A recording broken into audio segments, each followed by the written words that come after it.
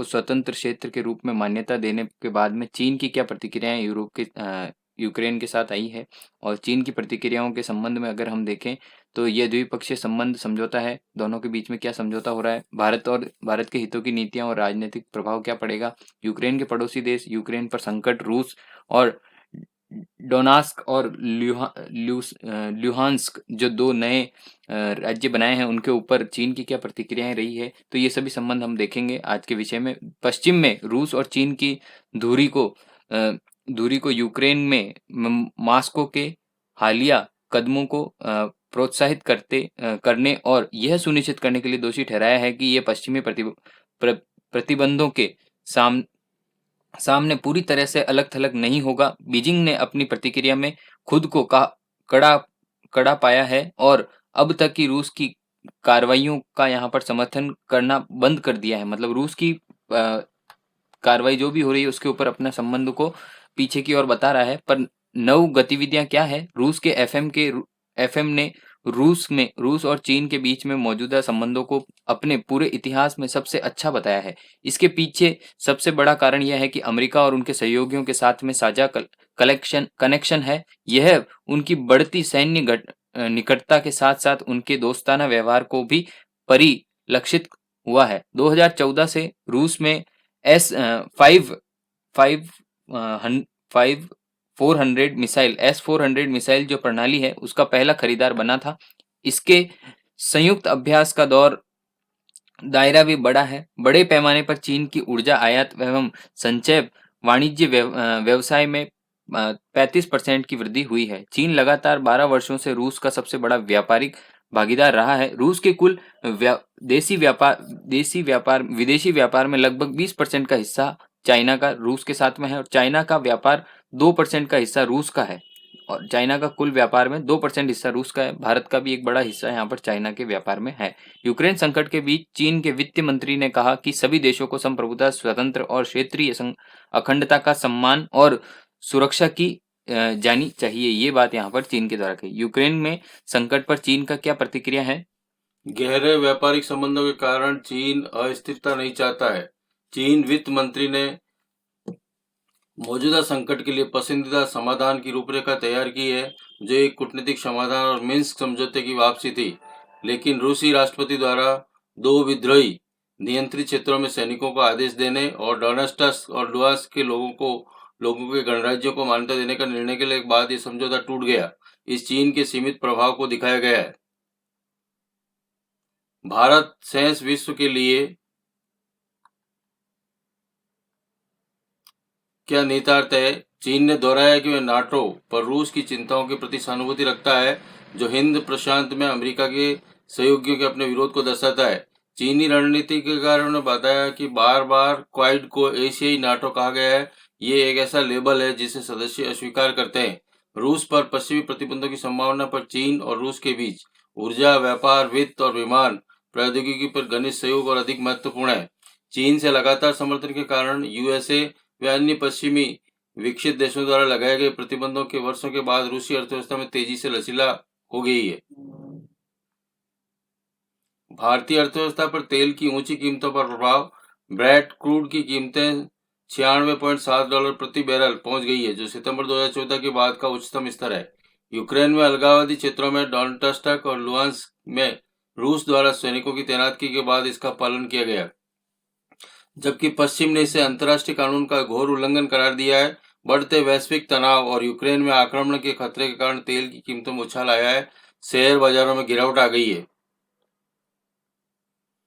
कच्चे तेल की बढ़ती कीमतों के कारण आपूर्ति पक्ष में व्यवधान आया है। यूक्रेन पर रूसी आक्रमण के वैश्विक स्तर पर कच्चे तेल की आपूर्ति को बाधित कर रहा है।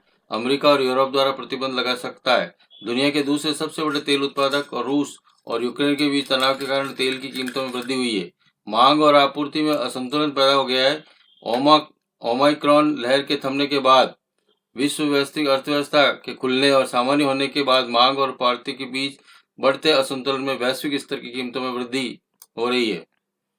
भारतीय अर्थव्यवस्था पर जो प्रभाव पड़ रहा है, कच्चे तेल की कीमतें में वृद्धि से मुद्रास्फीति, राजकोषीय और बाहरी क्षेत्रों के जोखिम का पैदा होगा।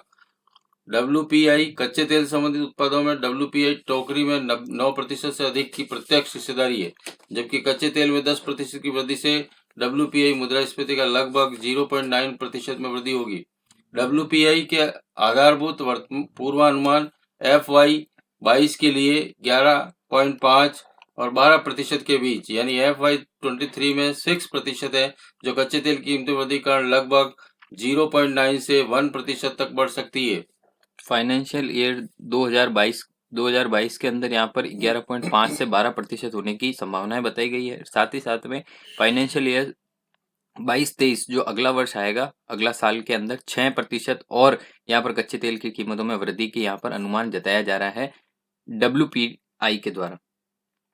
चालू खाता घाटा। भारत अपनी आवश्यकताओं का 80% से अधिक तेल या आयात करता है, लेकिन इसकी कुल आयात में तेल आयात का हिस्सा 25% है और यहाँ पर तेल की बढ़ती कीमतों से चालू खाता जो घाटा प्रभावित हो रहा है वो आयाती और निर्याती की गई वस्तुओं और सेवाओं के मूल्य के बीच का अंतर है।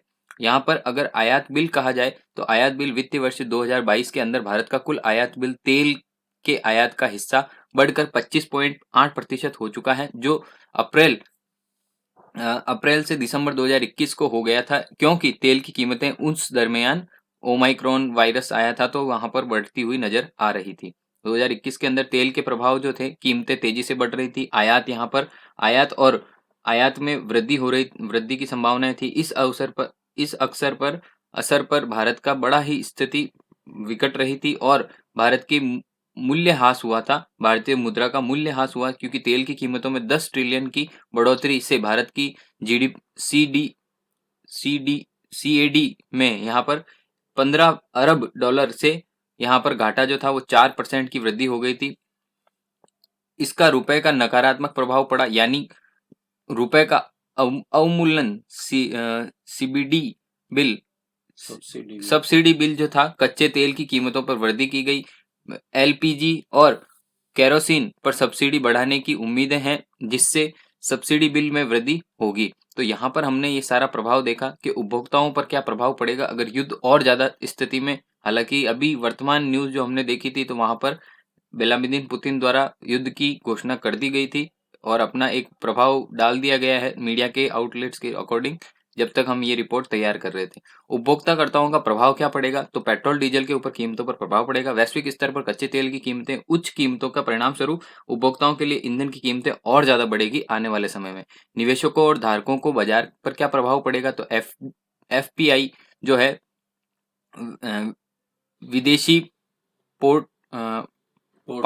पोर्टफोलियो निवेशक शुद्ध विक्रेताओं को बनाया गया है और जनवरी से फरवरी के बीच में यहाँ पर भारतीय इक्विटी से 51,703 करोड़ रुपए का यहाँ पर शुद्ध निकाला गया है। इस इक्विटी में बाजार जो है वो गिरता हुआ अस्थिर आएगी, इसके अंदर कहा गया है। और रुपए की डॉलर के मुकाबले 1.4% गिरावट 12 जनवरी से यहाँ पर 73.8 डॉलर यहाँ पर प्रति बैरल से मंगलवार को 74.84 डॉलर यहाँ पर आ गई थी। तो एक समय में कहने की बात यह है कि रुपए की यहाँ पर मुद्रा गिरती जा रही है और भारत की मुद्रा डॉलर के मुकाबले गिरती जा रही है। BES रूस और यूक्रेन के बीच में तनाव के बाद BSI पर बेंचमार्क यहाँ पर सेंसेक्स जो है वो यहाँ पर 1250 अंक से यहाँ पर नीचे गिर गया है, क्योंकि युद्ध की स्थिति में देखा जाए तो अर्थव्यवस्था एक तरह से